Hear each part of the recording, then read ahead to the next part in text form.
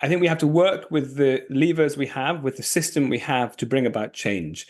And what we need to do is accelerate that change because currently it's far too slow. And we need to change the end goal. So not that we have perpetual green economic growth, but such that we have ecological restoration and human well-being, that we give different signals to the corporations in this free market to drive them and their investments and their innovations towards a more desirable outcome.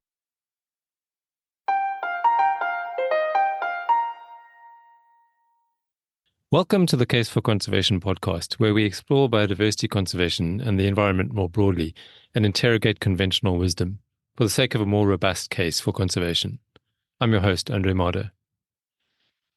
Capitalism gets a lot of negative press these days, and one of the main arguments against it is the environmental degradation with which it's associated. But how much is capitalism itself responsible, and how much are people conflating it with other associated phenomena? Are the realistic alternatives any better, or should our efforts be focused on reforming this system, which has already done so much for human flourishing? Russell Galt has plenty to say about the problems of capitalism, but he's also wary of how we should go about changing the system. Russell is head of policy and science at Earthwatch Europe, a partner at the sustainability consultancy Value-Based Work, and chief development officer at Urban Biodiversity Hub. He's also a friend upon whom I know I can rely for an honest opinion, and he recently completed an MBA to add to his environmental qualifications. This discussion attempts to touch on various aspects of the arguments for and against capitalism in the context of the environment. The main point is to illustrate the complexities of the issue, rather than to arrive at definitive answers to my questions. Russell starts by talking about current mainstream sentiments toward capitalism.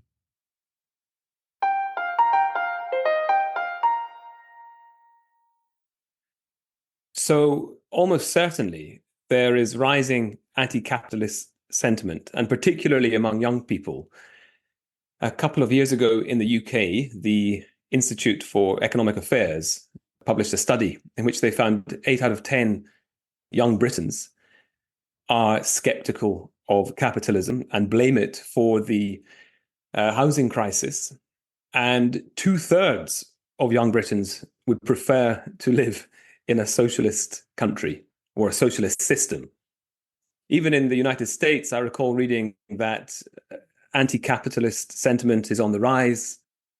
Also, people are terrified because almost every week we are receiving new headlines about, smashing through temperature records and species going extinct. And for young people whose future is ultimately most at stake, this is not a rosy outlook. So, of course, the youth are certainly discontented with the status quo. And do you think it's a discontent with capitalism as a system or the way that capitalism is being practiced? So capitalism is essentially an economic system whereby the means of production and distribution are predominantly owned by individuals and or companies who are pursuing profit. And this economic system is characterized by free markets, strong profit incentives, and usually minimal state intervention. But rarely is it practiced so. We saw in the 2008 financial crash in the aftermath that there are companies that are too big to fail. Companies, the big banks, whose profits are privatized, but their losses are socialized. And it's no wonder that so many, especially young people, who are looking into an abyss of environmental ruin and whose quality of life is actually declining for the first time in generations, are increasingly skeptical of capitalism, particularly as it's practiced. I think it's very difficult for capitalism to work as it should, because ultimately every individual has a strong incentive, or every company has a strong incentive to maximize profits, minimize costs, and in doing so, to cut corners. And many companies, as you know, they have negative externalities. They don't pay for all the costs that are usually borne by society or the environment. And we've also seen rising inequality in recent years. So if you go right back to, the writings of Karl Marx and Friedrich Engels, they spoke about the way in which capitalism gives rise to the bourgeoisie, which the proletariat, the working class, must overthrow. And that is was in their view, an inevitability. And you can see how, there is something of a revolution brewing in capitalist countries. Young people are fed up. They're not able to purchase property. They are increasingly forced to work in the gig economy, in meaningless jobs. And they are watching their future being placed in terrible jeopardy. And so I think, that there are very legitimate questions that must be asked of capitalism as it's practiced today. On paper, sure, it's a great idea, and it has lifted billions of people out of poverty. That cannot be denied. It's also given rise to the most incredible technologies, which could hardly have been dreamt about some decades ago. Capitalism can probably deliver many of the solutions, the technological solutions and fixes that we need to restore the environment, to reform our societies and place them on a more sustainable trajectory. But that entrepreneurial drive comes at a cost. Capitalism has satiated many needs, without a doubt, but it's also manufactured wants, because you have these very clever advertising gurus or marketing gurus who sit and think about how to make the consumer feel inadequate, how to make the consumer believe that if they purchase a good or product or service, that their life will somehow be improved. So maybe now is a good time to ask, what are the alternatives to capitalism? So this is a system that's sort of caused a lot of good, but also a lot of harm. But usually it's weighed up against communism or socialism, right? Yeah. Is that the alternative, or is there another reasonable alternative that we could be looking at?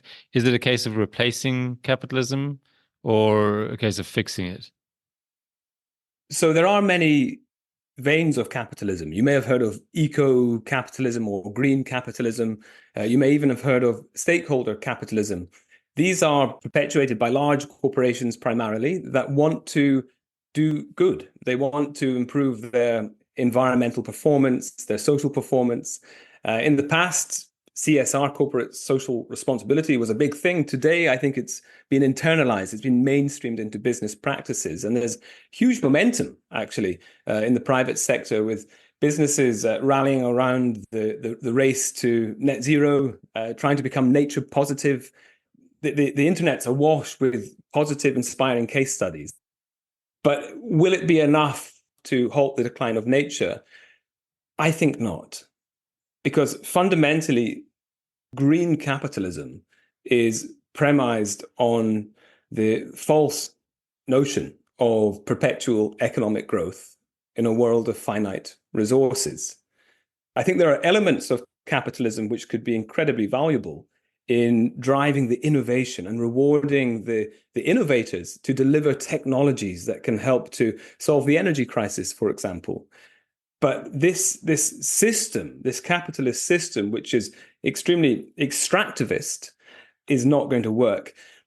I undertook an MBA recently, and I was shocked at how this business school considered sustainability. We were presented with charts showing that the world economy is going to double by 2050, more than double, in fact. I think it will reach $220 trillion, so they say. And I remember thinking, how on earth is that possible? All the natural resources that we require. I mean, already we are racing towards a crunch. I don't understand it. And then, of course, the green capitalists will respond by saying, well, you can have a decoupling of natural resource consumption and economic growth. But in reality, we've never seen that before. We've seen relative decoupling, sure, whereby the intensity of natural resource consumption per unit growth in GDP is improved. But we've never seen an absolute decoupling. But what about the example of how we've become land use neutral? across the planet. And I know that that's unevenly distributed, but we've now reached in recent years a situation where on a planetary level, we are not using, how do I say it? We've reached peak land use, basically. The amount of land that is being converted to agriculture, which is the main use, is about the same as the amount of land that's returning to nature, but they're in different parts of the planet. That's the problem. The tropical areas are the areas where it's being lost, and the temperate areas are the areas where it's being gained. But it's a net, it's a net zero land use change. Right. But the point is that seems to show that it's possible, through efficiencies, despite a growing population, we're not using any more land than we were 10 years ago. And I guess the broader question would be, can economic growth not happen due to efficiencies? Well, decoupling can apply to many different concepts, but in the case of economic growth and natural resource consumption, it means for every unit increase in GDP, you are consuming less natural resources. So there's relative decoupling and there's absolute decoupling. And it's my understanding that no country or society anywhere on Earth has ever achieved absolute decoupling. And yet so much of the mantra about green economic growth is based on that falsehood. And I remember actually in my MBA, we had a Bank of England representative speak to us, and he spoke about the Bank of England trying to strike, I think it's 2% inflation rate and spur economic growth. And I asked him, given all we know about the climate crisis and ecological meltdown, is it responsible to be encouraging economic growth? And he replied by saying, well, we are obviously decoupling natural resource consumption from economic growth. But that's not true. We're not doing it in an absolute form. We're doing it in a relative manner. So then back to the alternative systems, you mentioned sort of green capitalism as being insufficient. You mentioned that in surveys, there was a tendency to prefer socialist countries or prefer socialist systems. Socialism has many, many forms. So we could think about, Leninism, Stalinism, Maoism, and we could also think about kibbutzes in Israel, where people live in relatively harmonious, small village-like communities where they practice co-ownership and everyone lives in a gifting economy, a micro-gifting economy. That's very, very different to the socialism you might see in Stalinist Russia. You had, collectivization, a strong focus on industrialization. You had state terror, gulags. That's very, very different to what you would see in a kibbutz in Israel. And yet they're both somehow called socialism. I think there are elements of socialism, and perhaps it's worth defining. Essentially, it's a theory of political and economic organization, which entails collective or governmental ownership and administration of the means of production and distribution of goods. So the focus is on achieving equality or increasing equality, let's say, and ensuring the equitable distribution of wealth and resources. And so obviously the state must play a very strong role, and usually that pertains to central planning. But it has many, many different forms in which it can manifest.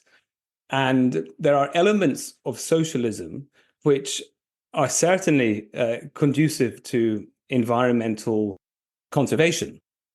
We need to have a strong government to keep companies in check, to stop them externalizing their environmental and social costs. And we need a global strong authority, the UN, UNEP perhaps, to introduce a system whereby there's no leakage. Because otherwise, if one economy or one country opts to adopt strong environmental legislation, companies will literally get up and go to where there's weak environmental legislation. We've seen that as many, polluting industries have left for Africa and Asia from Europe and North America. But let's just focus on one example. So you may recall Evo Morales. He was the Bolivian president, and he was a self-professed eco-socialist. And I believe he did a lot to conserve nature, protect indigenous rights, and develop the country. It had a strong welfare system, which initially at least helped to increase literacy. The country developed remarkably and became more equal, more equitable under his rule. But towards the end, he became increasingly unpopular because he was faced with the stark reality of being an eco-socialist country in a capitalist, globalized world. And he increasingly had to resort to oil, gas, and minerals in order to fund his social welfare state. And I think eventually he fell out of favor with the electorate. But that was an attempt at eco-socialism. And you may have heard of Pachamama, which is essentially Mother Nature. And I think in Bolivia, it was enshrined in the constitution, or in law at least, that rivers and certain natural assets are living beings that deserve to be treated almost like people. But we could talk about socialism a little more, if you like. I think it's worth reflecting on the terrible pitfalls in socialism. For instance, was it the Great Leap Forward and the Cultural Revolution? And there were many environmental blunders in China during that time. The Four Pest campaign, the campaign to get rid of mosquitoes and rats, and particularly sparrows, which resulted in insect populations and ultimately exacerbated the agricultural crisis and led to famine. We could also talk about the Aral Sea in, well, what is now Uzbekistan and Kazakhstan, and how that was drained to irrigate the cotton crops and left residues of pesticides and heavy metals that were then swept up by the wind and spread afar, causing mayhem in communities, even at long distances from the Aral Sea. So I think there's definitely something to be said about the inefficient management of state enterprises. Without having the profit incentive and without having competition, the performance of an organization is not going to excel as it might otherwise do. So there's something to be said about having competition, which can force individuals and companies to always be looking for improvements, continuous improvements in efficiency and capital allocation and innovation. And there's also something to be said about, a monopoly which can rest on its laurels and doesn't have to innovate, doesn't have to look for efficiencies, especially in the Eastern Bloc. So before the Berlin Wall fell, the energy intensity of production was 3 or 4 times higher in the Eastern Bloc than it was in the West. In other words, for the production of, let's say, steel, they might have consumed 3 or 4 times the energy than they would have done for the production of steel in the West. And that was because energy was subsidized. They didn't need to think about reducing costs. And I think it's very difficult for a centralized government to be able to manage, millions and millions of price signals across the entire country. That's almost impossible. So there will be inefficiencies that leak in. And there will also be staff or individuals who are not sufficiently incentivized to go above and beyond the call of duty and always be seeking improvements within their work and organization. I mean, there have been, let's not beat about the bush, there have been countless environmental disasters perpetuated under capitalist systems. Think of the Deepwater Horizon oil spill in the Gulf of Mexico, which I read about recently. And apparently, because it was economic expenditure, increased the average income per capita in America. So that counted as economic growth. And that's the problem with capitalism is you have sometimes environmental destruction. In fact, you have a great deal of environmental destruction counting as economic growth. There's no consideration of natural capital. It strikes me that, and again, this is really from the point of view of someone who is not very well versed in this topic, but it strikes me that the environment is different to other things that could be affected by a political or economic system. So my maybe naive impression is that capitalism practiced reasonably well is the best economic system for people. But for the environment, it's a little bit more difficult to be sure about that. It does still seem to be the case, but it's simply because of this issue of externalized costs, right? Producers will always cut corners. Profit is their motive, and therefore, however they can best achieve that is the way that they're going to go. And to give you an example, which is close to home, in the UK, you may have heard that our river systems are in a terrible, terrible condition. And the water companies, in England at least, the water industry is privatized. But these water companies, which essentially they're monopolies in their respective catchments, but many of them have been chronically underinvesting in the maintenance and renewal of infrastructure. And much of the sewage infrastructure, especially, is combined with the drainage systems. And so we've seen increasing incidents of overflow of raw untreated sewage into river systems, so much so that recreational users like kayakers and wild swimmers and surfers are up in arms because they're getting sick. And it's completely unacceptable. But essentially, these companies, which have been paying tens of billions in shareholder dividends over the past decades, have spent relatively little on maintaining their infrastructure. And now the cost is being borne by the environment and society. And so that's a very clear case of corporations externalizing their negative externalities. But government regulations in a case like that that's far from socialism, right? Having some form of control over corporations, only a really extreme libertarian would call that socialism. Well, there's definitely a need for stronger government.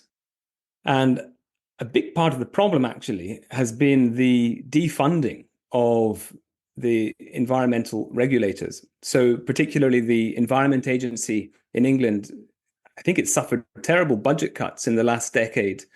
And as a result, it's not really able to fulfill its mandate, which is to go out, inspect, check that the water companies are not discharging sewage. And they've been unable to do that. So as a result, the water companies have cottoned on that they can make massive savings just by breaking the law and getting away with it. Ultimately, government has been unable to fulfill its duty of regulating these water companies. And that is a problem because we can go back to the issue of stakeholder capitalism, whereby you see more and more companies playing the role of government. In the past, government would have been delivering healthcare, and government delivered the national airline, the transport services. But increasingly, companies are moving into that space. And the problem I have with that, I think many people do, is that these companies are not accountable to us. We can use our consumption decisions, sure, to serve as proxy votes, but we are not electing their CEO and board of directors. These companies are operating in a very different space from an elected government. And yet we saw, during COVID, how companies were lionized for stepping in and providing the ventilators during COVID. And government was so cash-strapped, it couldn't possibly deliver on its own mandate. Now, this is problematic because those very same companies have actually been lobbying for tax cuts. That's what they do. They go to forums like the World Economic Forum, and they meet with governments behind closed doors, and they do deals. There's a democratic problem there in that these companies are unaccountable, and yet they are essentially moving into the space and infringing on the role of government. What do you think would be a good system? I mean, we've spoken about the ills of capitalism and the ills of socialism. In theory, is there a system that we should be aiming for that is good for the environment as well as being good for people? Yes, absolutely. And I think it starts at home. I think we can envisage a better life for ourselves.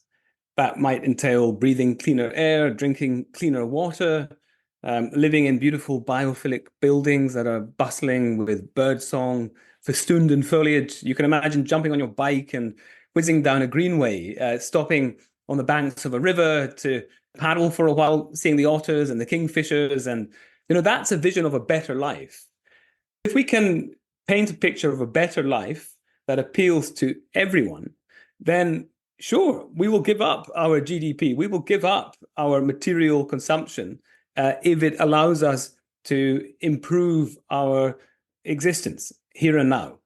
And I think that's a big battle for, sustainability professionals, trying to convince others, including the electorate, that by giving up some of the unnecessary luxuries which we currently have, we can gain much, much more.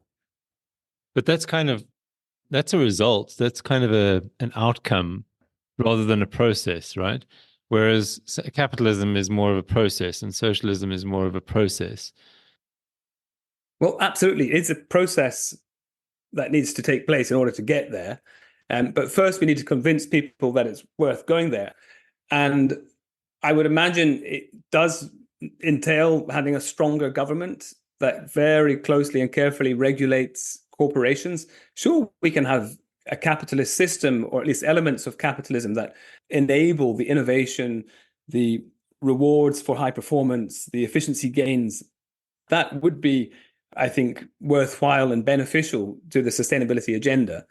Especially if we want to transition towards renewable energy, if we want to instigate circular economies and redefine success metrics. And I think actually that's a key point. We need to redefine what success looks like. We need to move away from the archaic GDP towards something that actually speaks to the individual. And I have a friend, Richard Matheson, who works for S&P Global, and he says that accounting can change the world. And if we can change the way that we account in finance, but also, across a whole range of aspects of life, environment, and social, we can send the right signals to businesses and to individuals to perform differently. And I think that's already underway. That there are efforts to build alternative indicator systems and to measure prosperity and performance in ways that are more closely aligned with sustainability. It has to be bottom up, doesn't it? Because corporations function the way they do. They sell the products they do, they provide the services they do in the way that they do because of demand, because that's what people want, right? And this might be simplistic, but then there are two ways of dealing with that. Either you get the government to just completely clamp down on the way they do things and try to control entirely, which has its own set of problems. Or, as you seem to be suggesting, you educate the public to want the right things, right? But that sounds a lot easier said than done, especially in a world where, there are still 3 billion people who, their focus is really on getting enough food for the day. And even education is a far off dream. So back to the how. I listened to an interview with the woman who wrote Donut Economics. I forget her name. Kate Raworth. Right. And she kept on. So the interviewer was very impartial. If anything, he saw things the same way that she did. But whenever he asked her a question, she would talk about the outcomes rather than the how you were going to get there. And then on the other hand, when I hear libertarians talk, the problem there is that they sound very practical, but they don't spend enough time talking about this externalities issue, that we've been getting back to again and again. Yeah, I think it's much easier to continue with the status quo. We also spoken previously about Vivek Ramaswamy, who's the US presidential candidate, a Republican. Yeah. And he wrote that book, Woke Inc. And he wants to unlock the American economy, fire up the big dirty industries and get the American engine running again. Whereas others like Kate Raworth, who wrote Donut Economics, which perhaps for listeners who don't know, it's basically a model, an economic model whereby we should aim to live within planetary boundaries, so within balance with nature, but also allow those who don't have enough to reach, the minimum threshold in which they can have their basic needs satiated. So that creates what she refers to as a donut, an economic donut. And in that safe operating space, we can still have, wonderful lives, but we won't have excessive overconsumption and, risk planetary scale disaster. But yeah, how to get there? I think there are many, many different ways in which society can organize itself and function.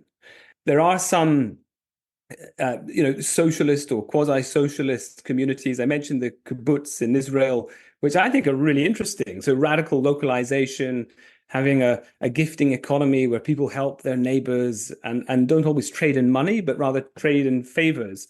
And sometimes don't expect anything in return at all. It's just a community spirit whereby your work, your endeavors are in the interest of the community. And not, it doesn't always have to be profit that incentivizes us. Think about volunteering. Millions and millions of people volunteer every day all over the world, and they don't do so for profit. There's something else there which is driving them. And perhaps this is an opportune time to talk about degrowth. Degrowth being a measured and stepped reduction in resource consumption and production, but doing so in a way that doesn't diminish our well-being and does not disturb the environment, but rather restores the environment. And that, sure, I would sign up to that tomorrow. You've mentioned stakeholder capitalism a couple of times. Can you just explain because I think, correct me if I'm wrong, but ordinary capitalism is basically shareholder capitalism, right? And stakeholder capitalism is something else. So could you just quickly explain, first of all, what it is? You're absolutely right. Milton Friedman famously said something along the lines of the sole and only purpose of a company is to maximize shareholder returns. So it's there simply to make profit. And that obviously creates problems. This neoliberalism where companies just are to maximize profits creates problems. We spoke about negative externalities earlier, both social and environmental. And with the worsening environmental crisis and also rising inequality, in the last decade or two, there's been a movement towards what's known as stakeholder capitalism. And this has been perhaps championed by the likes of Klaus Schwab and the World Economic Forum to encourage corporations to try to support the interests of all stakeholders, including employees, customers, suppliers, and the local communities in which they are located.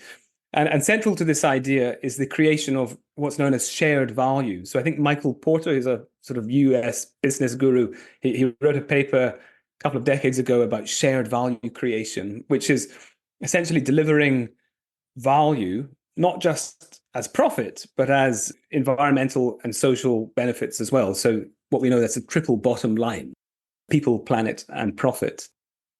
The idea is that this sort of longer term view of the role of business in society and how they have responsibilities that go beyond the shareholders will actually allow businesses to, in being more responsible, attract and retain increasingly scrupulous employees who obviously want to work in organizations where they can sleep at night and they know that they're doing good rather than bad or harm.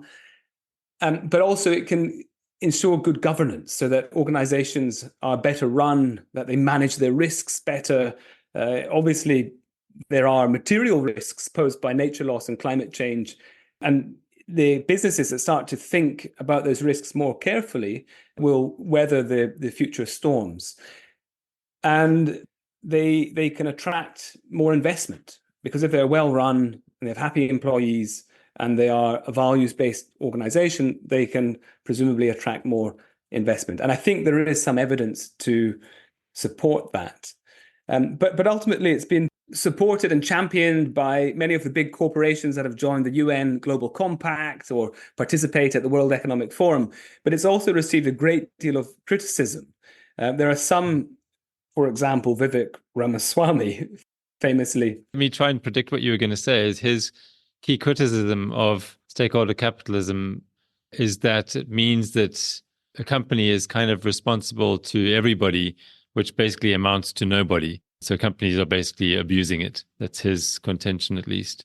Is stakeholder capitalism more vulnerable to greenwashing than straightforward shareholder capitalism? Yes, and I have mixed thoughts on this. On the one hand, it may be a necessary step in the right direction.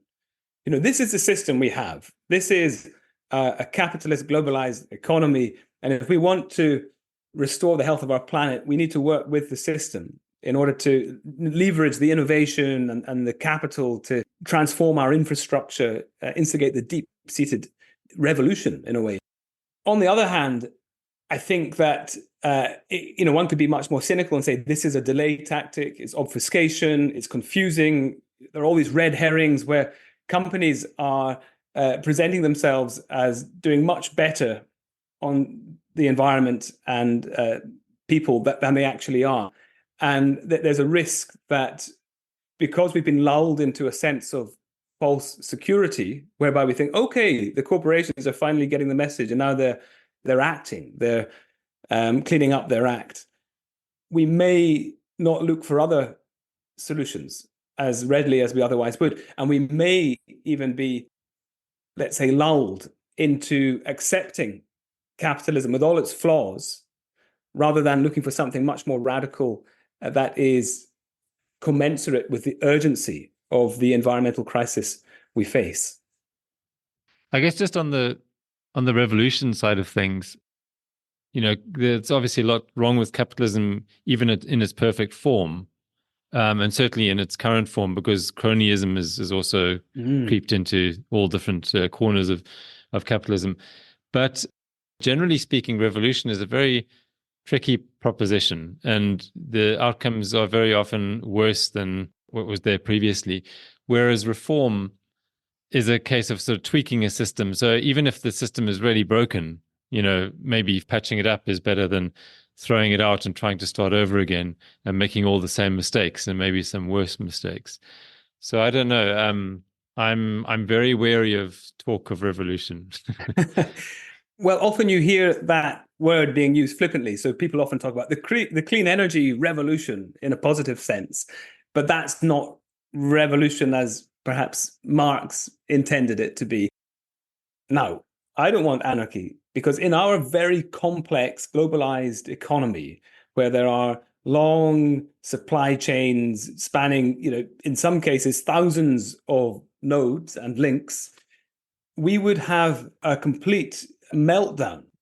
Millions of people would go hungry. There would be disruption to perhaps even billions of jobs. We would end up in a very, very precarious world. We do not want anarchy in a globalized economy. And we see how even small disruptions in supply chains, small disruptions from, say, COVID, can have disproportionately large impacts on the well-being of communities, on individuals. I don't think that's an option for us. Yes, we need a revolution. Yes, we need to have more renewable energy, and we need to have cleaner, greener societies. Absolutely. But I don't think we want to have a lawless anarchy in order to achieve that. I think we have to work with the levers we have, with the system we have, to bring about change. And what we need to do is accelerate that change, because currently it's far too slow. And we need to change the end goal. So not that we have perpetual green economic growth, but such that we have ecological restoration and human well-being, that we give different signals to the corporations in this free market to drive them and their investments and their innovations towards a more desirable outcome. I do believe that the corporations can play a very, very beneficial role. They can contribute positively to social and environmental outcomes, but they need to be regulated and they need to be incentivized to do so. And the good thing is that the penny has dropped. If we were talking 10 years ago, we'd still be speaking about obscene ignorance in the private sector. But now I think that there's let's say, a degree of ecological and social literacy, which we've never had before. There's also an awareness and a genuine fear of the state of our planet and its trajectory. And I think that the world is now much more ready to accept that we need to have, in some cases, quite radical reforms to our economic system than perhaps it ever was before. But we need to accept that innovation and even failure is part of the process, that we need to allow for pockets. We could do it at the city level. We could do it at the village level. Allow for innovation, for different forms of societies to experiment with different ways of living and to see what works, to then rapidly scale that if we want to address the ecological emergency. I wanted to ask about the difference between regulation and incentives. Incentives are often regarded as a market-based mechanism or a market mechanism. They're the carrot and regulations are the stick, but both of them are top-down.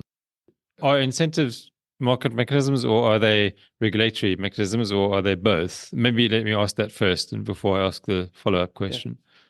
Well, I think they can be both. So incentives can be tax breaks and subsidies or grants. You can provide subsidies and tax breaks to steer an industry, a sector in a desirable direction. Regulations. So there are three dimensions of regulation: standard setting, monitoring, and enforcement. And within a regulation, you can have taxes and incentives and subsidy systems that help to steer business in the right direction. But that's a key part of this. And the trouble we have is that in a capitalist system, as you know, there is rising inequality. This is what Marx wrote about. You have this owning class that become more and more powerful because capital makes capital. So these companies can become so powerful that they can co-opt government and they can start to bend the rules of government. Now, this is cronyism, basically. This is cronyism. And we see it in the United States, which is supposed to be the shining example of capitalism. And yet there we know that the US president always enters office saddled with political debt that he has to repay. And he repays that political debt often at the expense of the environment and the people who he is supposed to serve, or she is supposed to serve. Maybe one day there'll be a female president. And that is a problem that needs to be guarded against. The government has to prevent corporations from becoming so large that they can co-opt through revolving doors and lobbying the government to essentially do its bidding. Mm-hmm. Yeah, it's a bit of a double-edged sword because on the one hand, I agree that the bigger a corporation is, the more powerful it is and the more capable it is of exercising cronyism. On the other hand, suppressing the growth of a corporation that's growing because it's successful certainly suppresses innovation as well, right? It suppresses the inspiration to follow. One thing I've heard libertarians argue is that most of the laws that clamp down on corporations, most of the regulations that clamp down on corporations don't affect the big corporations that much because they're big enough and robust enough to shrug it off. But it's the little ones, the ones that are struggling to compete with those and coming up with new ideas and new ways of doing things, they're the ones who suffer. Oh, it's fascinating. And it happens with big pharma as well. I don't know if you've seen the recent Netflix series. I think it's called Painkiller. But it's a stark insight into the lobbying practices and how, it's almost the case that some of these big pharma companies are writing the legislation. That's how close they are to government. In the environmental sphere, we've seen the increasing presence of corporations in the likes of, COP28 or was it COP16, COP15, and their presence is perceived as a corrupting force. What I would say there is, and maybe this is a bit idealistic, but, I'm quite a strong free speech advocate, as I think you are. We spoke about that last time on the podcast, right? But I think the free speech analogy is that the idea is that, sunlight is the best antiseptic kind of thing. The more speakers are kind of illuminated, the more kind of who you should watch out for, right? And maybe it's the same thing with corporations and others influencing these processes. Perhaps there should be at the COPs, but it should be very clear what they're doing there. And, they should not be having closed door discussions with government delegates, but how you would police something like that is another story, I guess. But if there were more transparency there, that would probably be better than trying to keep them out altogether, because they would find some other way of influencing governments. Yeah, I think you're right. They do need to be part of the conversation.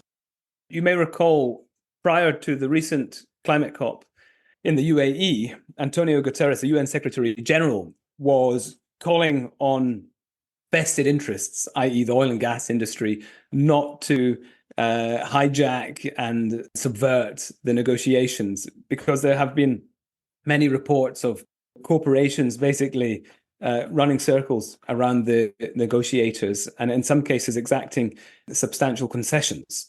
So we must also guard against that. At the same time, we clearly need them in the room. We need to have dialogue with these big corporations. If they are, the controllers of capital, if they are the ones who can drive the innovation to produce the technologies that can, accelerate renewable energy production and help us transition away from fossil fuels, then we need them there. And to exclude them would be madness. But as you say, that involvement needs to be transparent and it needs to be clear. Just going back to something we were talking about earlier, there's policymakers and there's the public and there's corporations. So the private sector, the public sector, and the people, basically. And people are the consumers, right? So everything that companies do is dependent on what consumers want. And of course, they affect them through advertising and that kind of thing. But generally speaking, consumers drive what companies do. And then governments can sort of step in to kind of tweak the dials a little bit here and there, right? That's kind of how the capitalist system works. And if a CEO of a company is very green-minded, he or she probably won't be able to exercise that if it's not in the interests of the shareholders. Maybe this goes back a bit to stakeholder capitalism as well, but just looking at straightforward capitalism. So it strikes me that we might be focusing too much on demonizing corporations and not enough on looking at what we are doing in our own lives, because collectively we are the people who keep them going.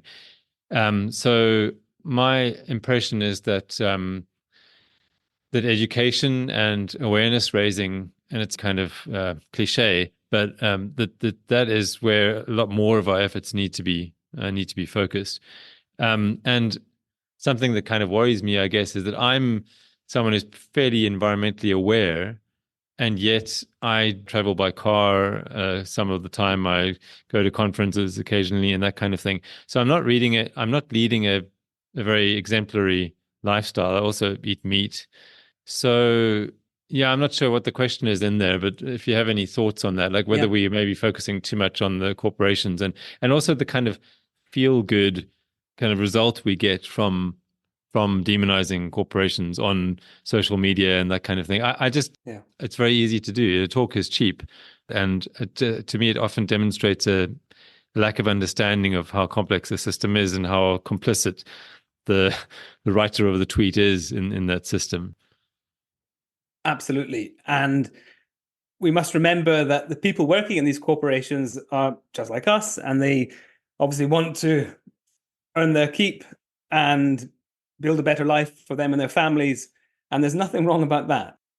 There are some industries which one could argue are, moral travesties, but even so, the people who work there, they're all fundamentally trying to build a better life. And that is a virtuous aim, I believe. And in some cases, the CEOs of corporations have a fiduciary duty to prioritize the needs and interests of shareholders. So they're operating within very tight constraints.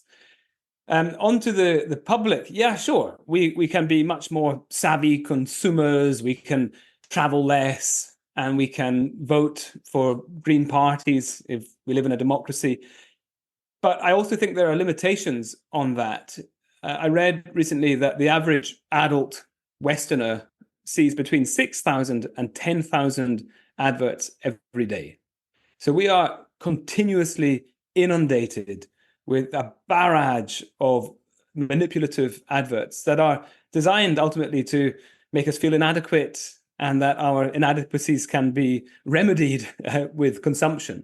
And so when the fallible human is faced with that, especially now supercharged with machine learning, algorithms, and AI, I think it's not a level playing field anymore. We cannot reasonably be expected to make all the right and sustainable decisions when we are being immersed in messaging persuading us to do otherwise.